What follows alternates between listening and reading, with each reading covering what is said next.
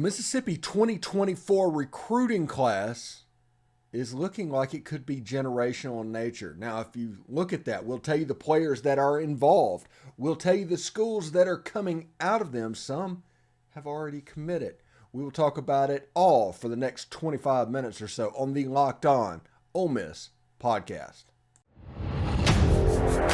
You are Locked On Ole Miss, your daily podcast on the Ole Miss Rebels, part of the Locked On Podcast Network, your team every day.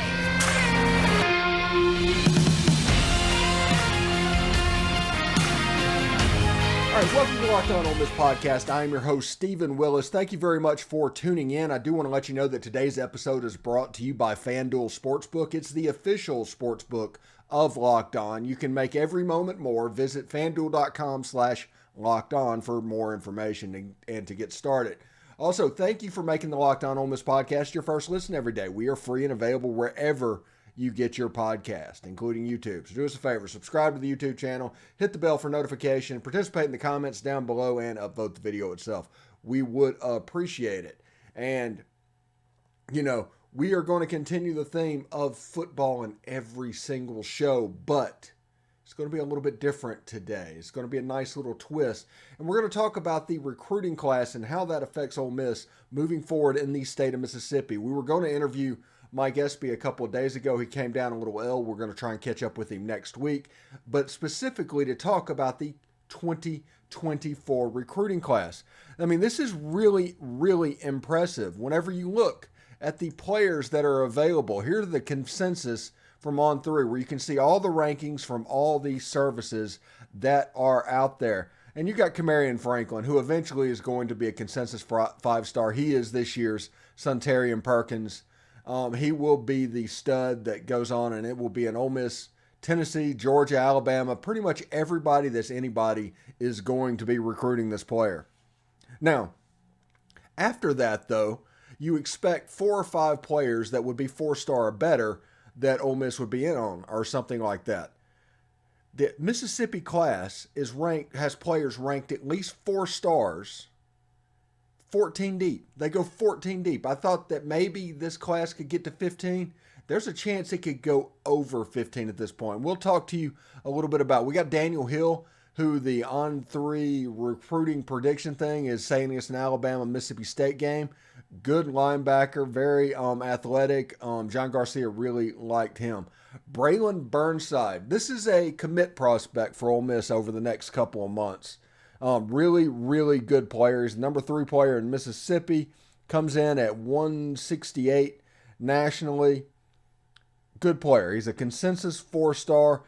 The prediction machine says 98% Ole Miss, 2% Jackson State. We'll see if Ole Miss can go into Starkville and get yet another player out of it. The last time they got a receiver out of Starkville, it turned out all right for them. Jeffrey Rush, they think it could be an Auburn-Mississippi State battle from Pascagoula, Mississippi. J.J. Harrell from North Panola, Ole Miss, Mississippi State battle. Of course, other schools are going to come in, and this is all going to get murky over the next couple of months. Jimothy Lewis out of MRA.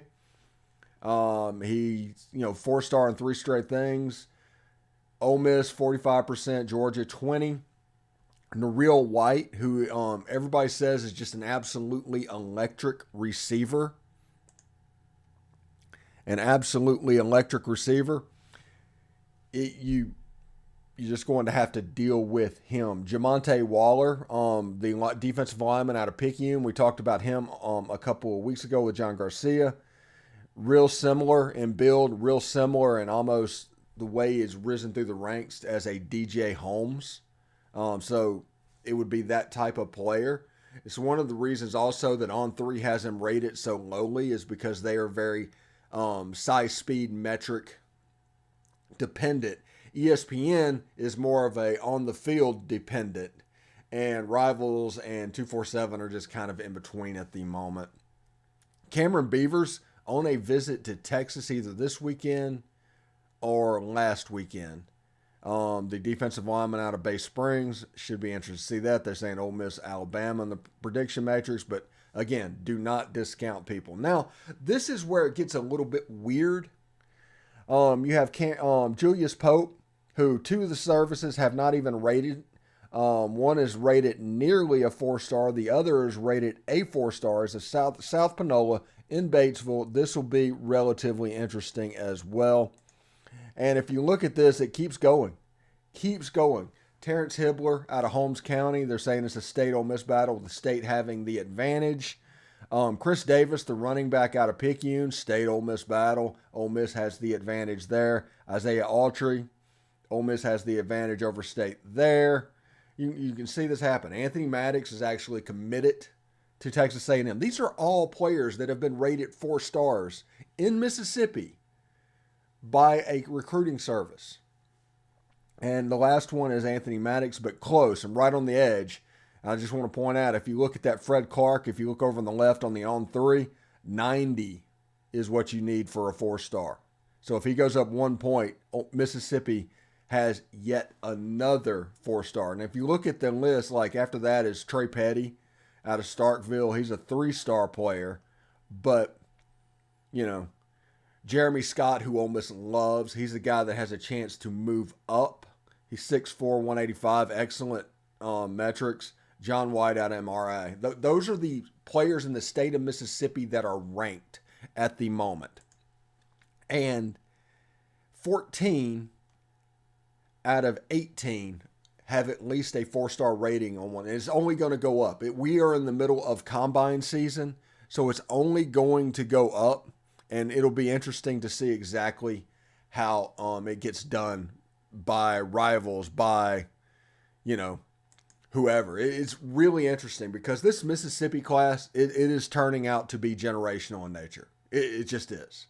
I mean, 14 players from the state of Mississippi, 4-star or better in at least a recruiting service so far. And it is the middle of February.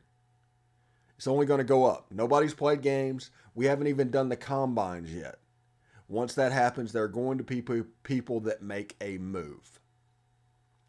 And because of this, honestly, this is going to cause Ole Miss to tweak their recruiting a little bit, just because there's so many good players nearby the Ole Miss campus. You need to get as many of these as you can get. You're paying the head coach $9 million a year to win these battles. He's here for this reason. So I expect next year a little bit of a flip to high school recruiting inside the state of Mississippi and then the transfer portal. You have 12 normal, 13 high school players that get signed in December. You could have up to 18 or 19 or 20 this time through. So it could be a smaller portal class. Also, Walker Howard, big pickup. Damon Williams out of Arizona, already a commitment for the 2024 class. In this next segment, we're going to talk about teams trying to flip him, and specifically Kenny Dilingham and the Arizona State Sun Devils, his home state school. They're coming at him pretty hard. So stick around for that, absolutely. But right now, I do want to let you know that today's show is brought to you by the FanDuel Sportsbook.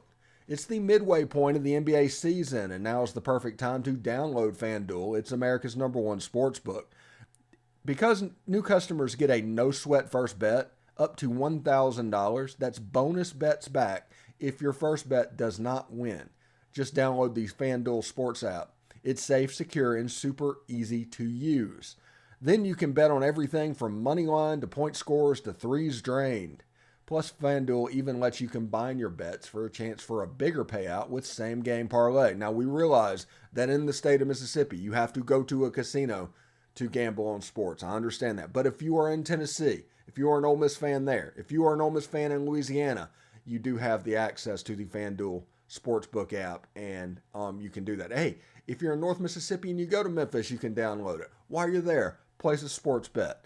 It would be really cool. So don't miss your chance to get your no-sweat first bet up to $1,000 in bonus bets when you go to FanDuel.com/lockedon. That's FanDuel.com/lockedon to learn more. Make every moment more with FanDuel. It's the official sports betting partner of the NBA. All right, thanks again for making the Locked On Ole Miss podcast your first listen every day. Make sure you check out our brand new podcast, Locked On College Basketball. Everything you need to know about college basketball in one place. Plus, you get to hear from big-name experts, insiders, coaches, and players. Give them a subscribe, give them a follow, give them a listen. You won't regret it. It's Locked On College Basketball. It's available on YouTube and wherever you get your podcasts. Now, keeping with the theme of 2024 recruiting, we talked about this amazing class that is in Mississippi for 2024. And this is going to be a battle. This is going to be an old school in-state recruiting battle for a lot of these players. But in the end, like in 2019, if you hit more than you miss, you could end up in the Sugar Bowl. Because most of those players, Snoop Connor, Jerry and Ely, those guys were from that 2019 Mississippi-made class and ended up getting them to a Sugar Bowl. This is going to be similar to that class. Now, the big problem with that 2019 class is that the defensive linemen they weren't there. You didn't get them for whatever reason. You didn't get N'Kobe Dean. And those 3 or 4 misses became bigger. And they overshadowed the gets because the gets were dang good. The gets were really good. But the misses overshadowed it a little bit. So it became this running joke about Mississippi made, and honestly ended up costing Matt Luke his job, because that, on top of everything else, the pissing in the end zone, the whole thing, and then Lane Kiffin is the coach here. So in a lot of ways, Mississippi made is responsible for that, but a huge class coming in. Now, Ole Miss isn't just recruiting the state of Mississippi. Damon Williams is a quarterback out of Arizona. Really, really good player. You can see his ratings on On3, ESPN, everybody. He is not quite a consensus 4-star because, like I said, On3 is really big on size-speed ratios, and Damon Williams is he's 6 foot, 180 pounds. But honestly, so is Bryce Young. The quarterback position has changed so much. But people do want these large, statuesque quarterbacks that they can put back. They're 6'5", 240 pounds. They do want that, I guess. But in modern college football, Damon Williams is kind of the dude, and somebody that you honestly should pay attention to as it goes forward. He competed against Raiola, the number 1 player in the 2024 class, 2 times and beat him both times. If Damon Williams was 6'2", he would be a 5-star and would be the envy of every quarterback that is out there. But we're talking about a special electric type player that can beat you in multiple ways. He can throw the ball really well. If you look at his huddle video, you see a kid that can throw the ball really well. The second thing is, historically, and this is working out for Ole Miss's favor in this situation, he went to Basha High School. He knew how good he was. He had a core of 7-on-7 players. But Basha didn't really have a history of doing it, but he decided to go there and make his name and being a new member. And one of Lane Kiffin's recruiting pitches to prospects is, why go to some place that they've already done it before? Go someplace where it hasn't been done before and you get recognized for doing it. Well, he did that at Basha High School. So that bodes well for Ole Miss. Even though Ole Miss has been to multiple Sugar Bowls in the last 7 years, there is still the national perspective, hasn't made it to Atlanta. So maybe Damon Williams sees himself as the quarterback that can get Ole Miss to Atlanta. It'll be interesting to see, actually. I can't wait to see how it goes. But he's an unbelievably athletic player. If you look at some of his runs and some of his throws on his huddle video, it's really good. But since he is so good and he's committed to Ole Miss, teams are starting to circle. As you would expect, Auburn is trying to circle. As you would expect, Kenny Dilingham and the Arizona State Sun Devils, they're starting to circle, and they're going to circle hard because he's a local kid, and they probably have designs on improving at Arizona State. They just changed coaches. So different schools that kind of raising up, and he is exploding a little bit. Now, I say that to say this. Last year, Marcel Reed committed in April. I think it was April. It was sometime around there. And he was an afterthought. If everybody remembers, they were thinking about Jaden Rashada. They were thinking about, at that point, Arch Manning. But Marcel Reed committed. Ole Miss took his commitment. They didn't recruit any other quarterbacks. They shut it down. And until the last 4 weeks of the recruiting cycle, it was fairly locked in. A&M came in, did what they had to do. They ended up stealing Marcel Reed. Lane Kiffin talked about in his signing day press conference, it looked like he lost him, but you can't always tell what it is by what it looks or something like that. I don't know if I believe that, but it kind of is what it is.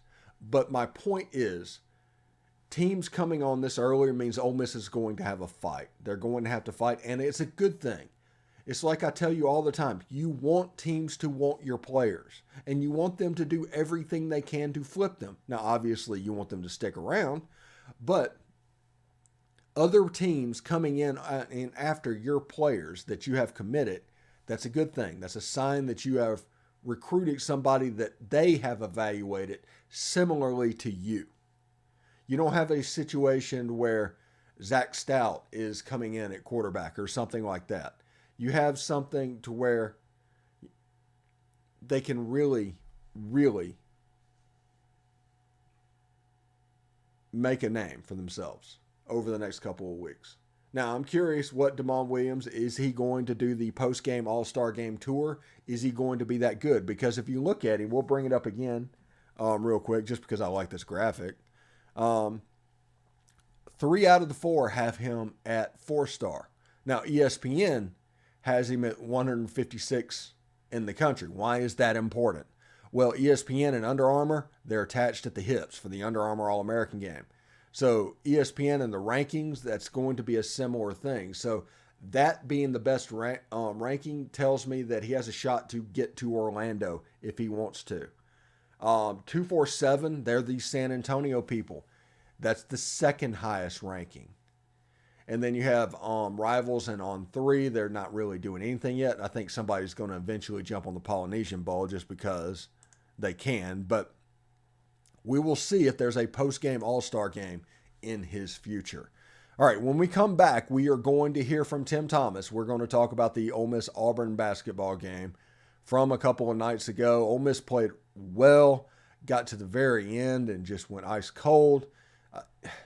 You might have different players that play well and different players that perform, but I swear it seems like we're watching the same basketball game every single time with this team, and you just kind of hate it. So we'll talk to Tim Thomas about what's going on in the basketball program. We'll talk about his celebration trip to Oxford to see the 2013 team, and, we'll talk about the game a little bit, so stick around.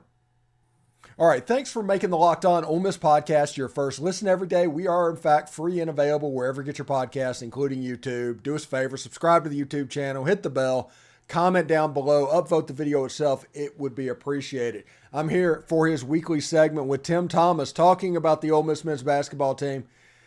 Tim, it happened again, didn't it? They played hard, man. It's really, we talked about this the first of the year that it wasn't playing hard, but now they're really playing hard for Kermit, which is a good thing to say and to see. But when it gets down to the nitty gritty, they just can't score. They make stupid turnovers. They free throw issues where they miss at the end, where they got to have these free throws. And one time, one of the guys got into the lane too early, real key, and I heard Joe Klein, the announcer, a week ago when we were playing Miles Byrne. Someone had grabbed him, so it was a technical. So Miles Byrne gets up there. We got 2 free throws, and we get the ball. So, 4-point swing. He missed both free throws. And then we take it out, and we get it in on the inbounds, and Abram misses a 4-footer right in front of the goal. And that's what Klein said. He said, that's typical of Ole Miss's season.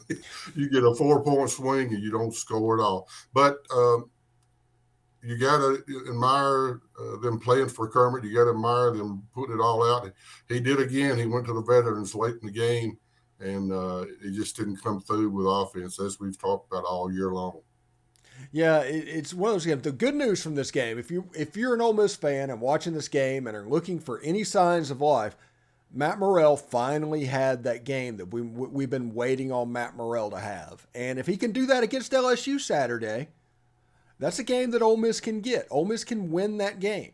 But LSU just beat Vanderbilt, so you don't know. But Ole Miss is in a position to where they're likely going to be favored to lose 20 games this season. You can expect a 20 on the ledger. But the key is going to be not just the LSU game. They need to get one, maybe Missouri or somebody else, just so you can get that number below that 20, because that 20 just doesn't look good, man. Yeah, it don't look good for them to win either. LSU game, this is a must-win if there's such a thing with the record that we have. They're 2-13. We're 2-13. We're both in the cellar. We can get out of the cellar with this one if we beat them. They just won, like you said, their second game last night against Vandy at home. So we got them at home playing pretty well, as you saw last night against Auburn, which Auburn is not a great team either. We've talked about the SEC. It's heavy at the top. Alabama, which nearly got beat by South Carolina. So it's a lot of parity there, but we got to beat LSU. We need to beat them bad. It's hard to beat A&M next week. We got Missouri away from home. It's going to be tough. So we can get this one maybe, and then maybe try to win that first game in the SEC tournament. And that's the only 2 wins I can see possible the rest of the way. Yeah, and the way it works out, and the reason this LSU game is so important, and nobody is going to talk about how important it is, but it really is. If you want to see more Ole Miss basketball, this is why it's important. If LSU wins that game, Ole Miss is probably going into the SEC tournament as the number 14 seed in that first game, to where they're going to either have to play Mississippi State, a 6 or 7 win team that is honestly too good to be in the 11 spot in the SEC tournament. They're going to get the 14. But if Ole Miss can beat LSU, then Ole Miss would likely get South Carolina. Ole Miss can beat South Carolina, and that would allow you to potentially get into the tournament as a whole, the normal tournament portion of it. But beyond that, there's really not many goals for this. And, you know, we're probably going to have a coaching search in 2 or 3 weeks. And I say, and I've said this a couple of times on the podcast, Ole Miss needs somebody that can will attention. They need to get the attention on them. Somebody that can instill hope. They need somebody that the fan base can rally behind. This isn't a situation where Ole Miss needs just a good basketball coach, I don't think, Tim. I agree. We need a splash hire, as you mentioned. Chris Beard is the guy I'm kind of looking at. I know people say, well, he got this and he's been accused of this and you've talked about it. Hey, they got to be vetted. Yeah, I know. The Carter's got to vet them and check their story and follow up with the police and so forth and make sure everything's cool before he hires this guy. And I've also heard Penny Hardaway, the guy coaches at Memphis, that's a splash hire if he wants to coach in the SEC. And there's other guys we mentioned, Holtzman, the Dusty May at FAU. That's one of those guys that you say, well, we got one of those guys and it didn't work out. So it's what do you do? But I'm going to leave it up to Keith Carter. I believe he has the utmost authority to make this happen, and he has the ability to vet these guys and get the best guy possible. He got Lane Kiffin, as we saw. He went out and he's paid up to $9 million for him. So I think he'll do well. I feel like he'll get the best guy that we possibly get for the basketball team, because I'm ready to play and win. I don't like this cellar dwelling. I want to be up there at the top with Alabama. That's what we ought to be looking for, just like in football. We want to be up there with the top guys. We want to play in the Sugar Bowl. We want to play in the playoffs. That's where I feel that we can be. But we need a coach that can make it happen, who can recruit well, who can really coach well. Kermit's tactical. He's really good at that. But whatever's happened, it's hard to know. I've talked to a couple of my teammates recently, and he's lost his way on these new age players, as we call it, NIL players, and he's too hard on them, and he don't give them chances. He's run so many away that we've seen have done so well. Joyner and Crowley and Henson and Rodriguez and Buffin, so many guys have left here because he's been so hard on them. And he don't give them chances. If they make one little mistake, he jerks them out, and they don't play for another half sometimes. And it's just that mindset that he has, and I hate it for him, but that's the way it is right now. We need a change. Yeah, and of all the names that we've heard, the one name that I think they're going to have the hardest sell is potentially one of the better G5 coaches in Dusty May. And that's just because one of Florida Atlantic's losses this season actually is to Kermit Davis and Ole Miss. And whenever that you take into that account, that's just going to be a hard sell. It doesn't matter that Florida Atlantic didn't come here with all their bullets in their gun. All they're going to see is that final score. But, I like the idea of Holtzman. The Beard situation, if he gets vetted, yes, I like that. And, even the Will Wade stuff, if he gets vetted as well, I'd be willing to do that, even though Will Wade has, I guess, what I would describe as a punchable face. But if he's ours, that would be okay. So I'm looking forward to this coaching search just so I can follow it, because I genuinely like coaching searches, honestly. Yeah, I don't prefer Will Wade either. He may be a good coach. He may be a good guy to get. I've always thought he was a thug. That's what I've always thought. I hate to say that, but I'm just my opinion, right? I hope things work out, that he maybe he's changed. Maybe this has made him change through all this. If that's possible. Carter, he'll vet him and check him, and now whatever he done in the past with all the money given, I guess it's legal now, NIL, right? So Will Wade, I guess he's the best at it. So maybe he is the one we need to look at. Yeah, the question becomes, when it comes to Ole Miss basketball, because you almost have a situation with the men's team with what Coach Yo came in on the women's side a few years ago.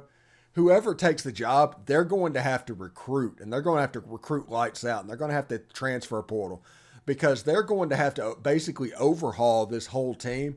And this isn't a one-year thing. Do not expect a rapid result type situation. This is at the point right now, it's looking at a year 3, and it's like, hey, year 3, let's go. Almost like Rob Evans was when he got to Ole Miss. Yeah, I was thinking about that's true. I was thinking about it the other day. I was thinking, how many players on our team, all these recruits we got coming in, which seem to be good, how many can play pro? To play the SEC, you got to have a couple, at least 2, 3, the more the merrier, but a couple. And, we've talked about Morel. Maybe, can he play pro? He's got the ability to jump in. He can shoot at times when he's on. Who else? Who else you see as a long-term pro prospect? Can you think anybody, Stephen? I can't. So you got a couple guys that's maybe borderline. Abram in 4 years. Yeah, maybe. Devontae Shuler and Tyree were really good. They're still in the G League or whatever league it is, or maybe playing in Europe. I'm talking about somebody who can play in the big NBA, even to be in the All-Star competition, as we're about to say.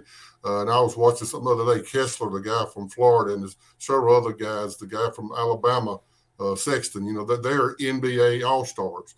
And in Alabama's team right now, they got several guys that are NBA type players that are going to play on the top level, not the G League or European League. They're going to be in the top levels. And that's what I'm saying. If you're going to win, you got to have those players. And it's good to have Abram. Ain't no doubt he's good. Caldwell's got a lot of ability. Several of these got Breakfield at times, looks good. He's probably our most valuable offensive players because absolutely.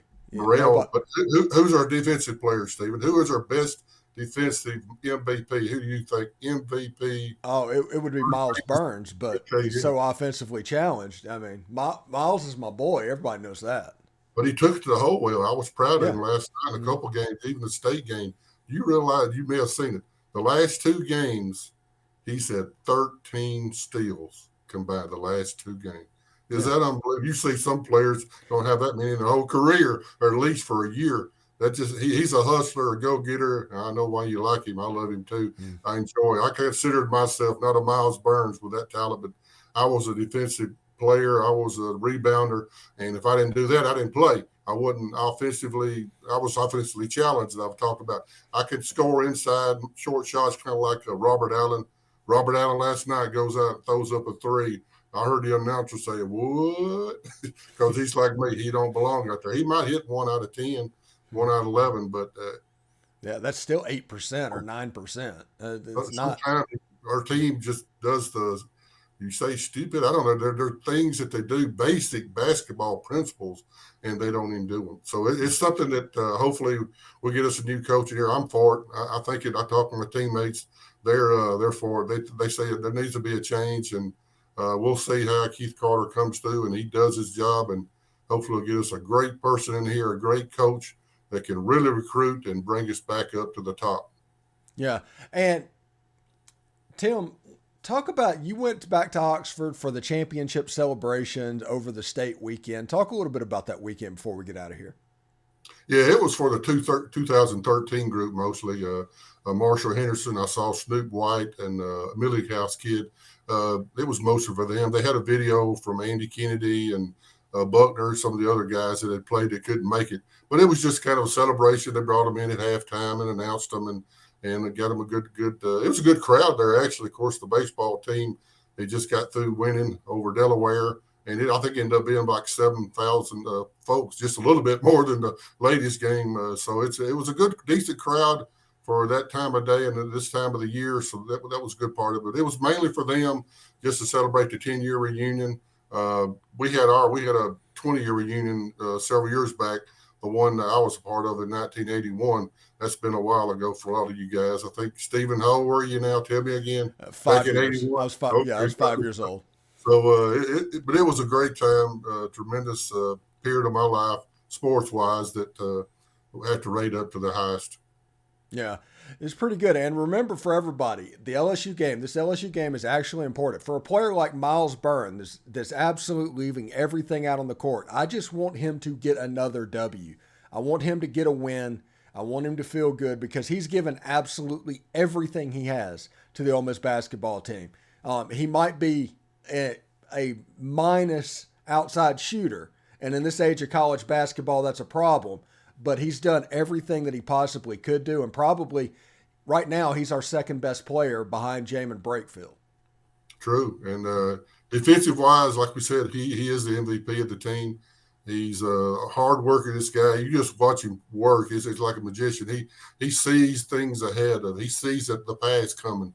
He against Auburn last night, he saw several passes coming, and when he gets the ball and he's wide open, he knows what to do with it, and he has some impressive dunks. Probably him and Morel have probably the best dunks on the team, but he really gets up. He's 6'6". He's going to play somewhere above the college ranks. I don't know how far he'll get. We'll see, but there are a lot of teams, even in the pros, that would love someone like that guy, someone that puts out, someone that don't just play hard. He gets it done.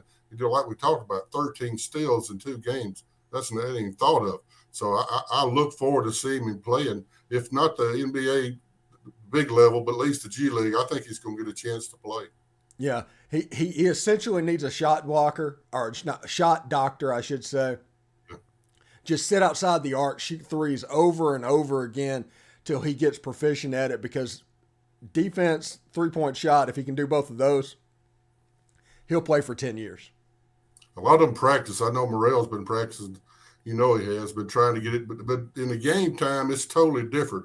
Mm-hmm. You put your hand up to get ready to shoot the ball, and in practice, you just kind of, everything's great and good. Now, in the game, man, it's a totally different ball game. You got the jitters, you got the crowd, you got someone that's right there in front of you. You smell their breath. They're so close to you. They're putting their arm on you. They're doing this and that. They hack at your elbows and hit your wrist. So he's got a lot going through. Even getting open, he has to work hard. Even getting open, you think I'd be tired just trying to get open, and then he's got to make that 3-point shot. But he did it last year. Hopefully, it'll come to him before the end of the year, and I hope he gets a chance to play pro if that's what he wants to do. Yes. Thank you. Thanks again for making the Locked On Ole Miss podcast your first listen every day. Make sure you check out our brand new podcast. It's Locked On College Basketball. Everything you need to know about college basketball in one place. Plus, you get to hear from big-name experts, insiders, coaches, and players. It's Locked On College Basketball. It's available on YouTube and wherever you get your podcast. Tim, thank you so much for stopping by after the LSU game next week. Hopefully, we pick up a W over the weekend. As this thing gets closer to the end, maybe we'll start hearing names and kind of get an idea of what they're planning on doing. Yeah, I believe it's kind of out there already. I got a feeling Keith has already talked to Kermit. I could see his face last night. Kermit's face looked a little less stressed. He looked like he was loose. Even the team was loose. They're like, what do we have to lose, man? We won. We've lost 13 in the SEC. It seemed like they were playing looser. He was giving them more chances to mess up a few times before he was jerking them out. So it looked like a little bit different. I think they'll do well against LSU. And, hey, we got baseball coming up this weekend. Let's cheer them on. Yeah, absolutely. Anyway, Tim, take care. Hotty toddy, buddy. Howdy, toddy.